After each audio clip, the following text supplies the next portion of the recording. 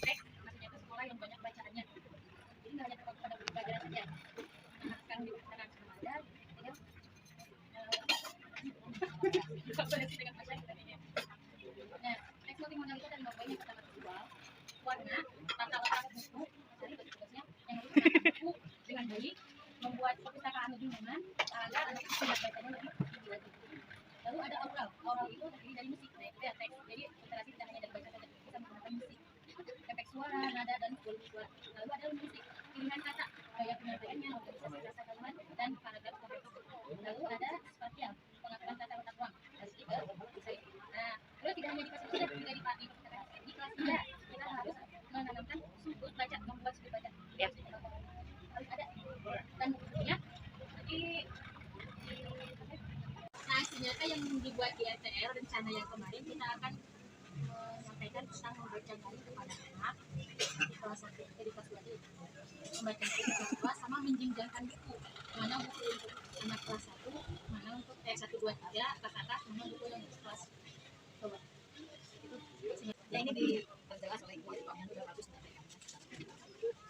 kita karena sudah mendesak waktunya paling tidak selama 2 minggu kita harus mengerjakan aksi nyata dan aksi nyata itu salah satu pelaksanaan dari PMM setiap PT nanti diperiksa guru semua harus tuntas PMM kan tahu yang PMM platform merdeka belajar itu yang modul-modul harus diisi dengan aksi nyatanya. Satu untuk mendapatkan sertifikat kenaikan pangkat, 2 mutu sekolah juga naik ratingnya tuh. Nah ibu mau berharap ya kalau itu naik segalanya gitu maka ibu kerja sama guru itu penting namanya kolaborasi dan nanti ada kelompok belajar, ada kelompok belajar, nanti ada komunitas belajar, bahkan ada namanya antar sekolah, imbas, misalkan imbas mitra, imbasnya ke netra, misalkan atau ke Purwamukan, imbas sekolah imbas, artinya dia bisa merujuk ke kita. Yang pertama, yang kedua, aksi nyata itu berwaktu 2 minggu, tapi kan dengan kesibukan yang begitu banyak, maka kerjasama itu sangat penting, terutama 2 sesi, videonya itu sesi 1 membaca nyaring, nanti Bu Lili sebagai guru modalnya. Kemudian nanti kalau pengelompokan buku berjenjang itu bisa bersama-sama bareng-bareng di perpustakaan. Hasil jenjang itu kita distribusikan ke kelas 1, kelas 2, dan kelas 3 untuk dibaca di waktu literasi hari Rabu pelaksanaan selanjutnya berlanjutan.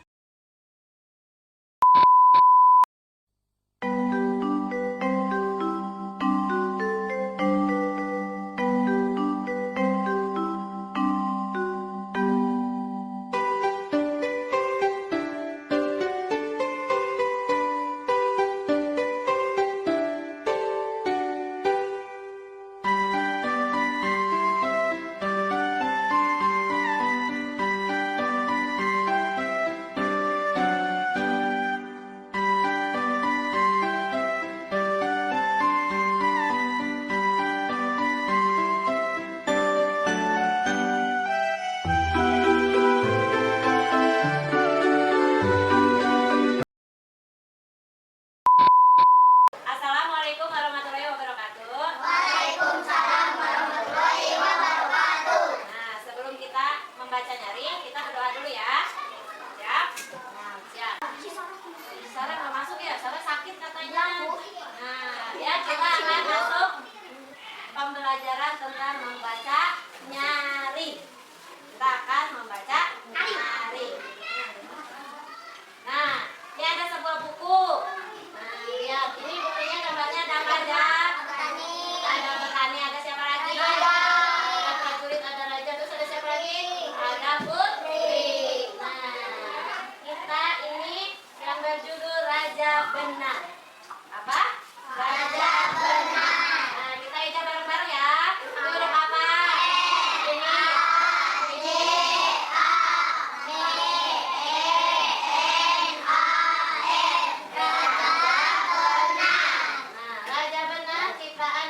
Haji Kurniawan. Ini dari penerbitnya PT Bengawan Ilmu. Sampai ya. Ini yang pertama. Raja sama siapa? Prajurit. Dengerin ya ceritanya. Raja Benar, dongeng rakyat Sulawesi Selatan. Dahulu kala terdapat sebuah kerajaan di Sulawesi Selatan yang diperintah oleh seorang raja tua. Alkisah, raja itu memiliki kebiasaan unik yang tidak dimiliki banyak orang. Dalam setiap pembicaraan dengan orang lain, para pejabatnya maupun dengan rakyat biasa, ia selalu membenarkan ucapan orang. Karena kebiasaannya itu, raja tersebut sering membuat bingung orang-orang yang berbicara dengannya. Dan akibatnya, seluruh rakyat menyebutnya dengan sebutan raja benar. Jadi, rajanya itu selalu membenarkan semua ucapan siapa aja? Orang-orang, ada rakyat. Jadi semua yang berbicara sama raja selalu dibenarkan. Kita lanjut ya.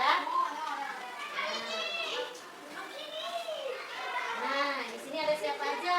Raja, prajurit. Sama siapa ini teh? Nih. Nah, kita dengerin ya. Setiap hari sang raja berkeliling kerajaan dan setiap bercakap-cakap dengan rakyatnya, raja kelihatan mengangguk-anggukkan kepala. Nah, gimana? Nah, mengangguk-anggukkan kepala.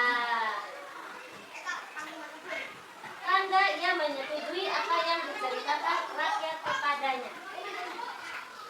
Nah, namun meskipun punya kebiasaan membenarkan perkataan orang dan sering membuat bingung, sebagai seorang raja pun masih banyak yang datang kepadanya untuk mencari keadilan, meminta keputusan. Padahal jika raja selalu membenarkan apa kata orang, berarti dia tidak tegas dalam membuat keputusan. Berarti rajanya tidak tegas dalam membuat keputusan. Nah, lihat. Ini ada siapa? Prajurit. Prajurit sama siapa? Petani. Petaninya ada berapa? 2. Nah, kita dengerin dulu ya ceritanya ya. Pada suatu ketika, datanglah 2 petani datang menghadap Raja Benar. Kedua petani itu datang untuk mendengarkan pendapat sang raja tentang masalah yang sedang mereka hadapi. Raja pun mempersilahkan mereka menghadap dengan dikawal 2 orang prajurit kerajaan. Kedua orang petani itu menghadap sang raja. Nah, 2 orang petani ini dibawa sama prajuritnya menghadap sang raja. Setelah raja mempersilahkan, mereka mulailah petani itu menceritakan persoalan yang dihadapinya. Kata petani, "Ampun rajaku, aku mempunyai sebidang tanah. Apapun yang ada di atas tanah itu adalah milikku," kata petani pertama. Raja Benar mengangguk-anggukkan kepala dan berkata lirih, ya. "Kamu benar. Semua yang ada di atas tanah itu adalah milikmu. Karena tanah itu adalah milikmu," menurut sang raja. Ini petani pertama dan petani kedua di depan sang raja. Lanjut ya. Mendengar jawaban sang raja, petani pertama tersenyum puas mendengar ucapan Raja Benar. Raja Benar menoleh ke arah petani yang satunya dan mempersilahkan berbicara. Petani kedua mendekat ke arah Raja Benar dengan menahan rasa kesal. Petani itu menceritakan masalahnya dan berkata, "Rajaku, mohon dengarkan dulu ceritaku," kata petani kedua. Kata sang raja, "Baiklah, apa yang hendak kamu ceritakan?" Kita lagi bercerita. Lanjut. Mulailah petani kedua bercerita. "Ampun raja, hamba mempunyai bibit-bibit padi. Dengan susah payah hamba menanam bibit padi itu. Apabila bibit padi itu besar dan membuahkan hasil, tentu saja seluruh hasilnya adalah milikku," kata petani kedua. Raja Benar kembali mengangguk-anggukkan dan berkata, Ya. "Kamu benar. Semua bibit padi yang kamu tanam hasilnya adalah milikmu," menurut sang raja. Ini petani pertama, ini petani kedua. Nah, petani kedua yang tadinya bermuka masam. Bermuka masamnya gimana? Cemberut aja. Nah, menjadi girang mendengar jawaban sang raja, jadi senyum. Senang gitu ya. "Kamu mendengar apa yang dikatakan raja?" kata petani kedua. "Bibit padi yang kutanam adalah milikku." Kata petani kedua tuh bilang kayak gitu ke petani pertama. "Jadi, akulah yang akan memiliki seluruh hasilnya nanti." Kata petani. Nah, jadi kesimpulan dari buku ini, kita tidak boleh membenarkan atau membiarkan saja. Jadi harus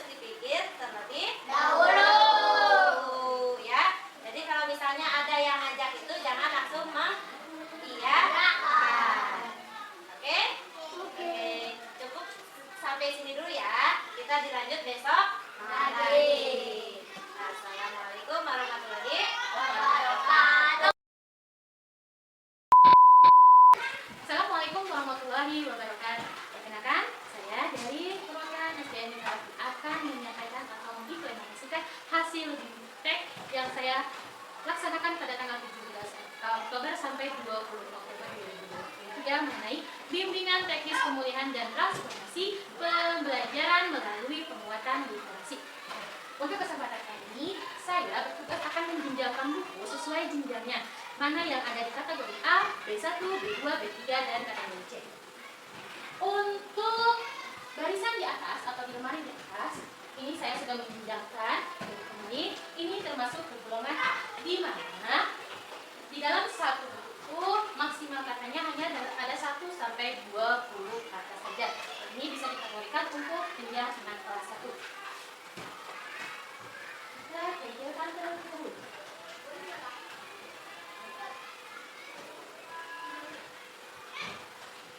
Ini adalah jenjang A, khusus anak kelas 1, 2, 3 atau kelas bawah. Karena dalam satu bukunya hanya terdiri dari 1 sampai 20 kata saja. Baik, kita lanjut ke jenjang berikutnya, yaitu B1. B1 ada di barisan yang kedua. Ini adalah B1, di mana B1 itu terdiri dari 25 kata sampai 40 kata. Ini bisa dikategorikan untuk anak kelas bawah. Bisa digunakan dari kelas 1 sampai kelas 2. Di mana di dalam bukunya terdapat kata dan gambar-gambar yang menarik. Ini adalah kategori B1. Kita lanjut ke jenjang berikutnya, yaitu ada B2. B2 ini adalah jenjang di mana satu buku itu terdiri dari 50 sampai 100 kata. Ya. Tapi bisa digunakan untuk kelas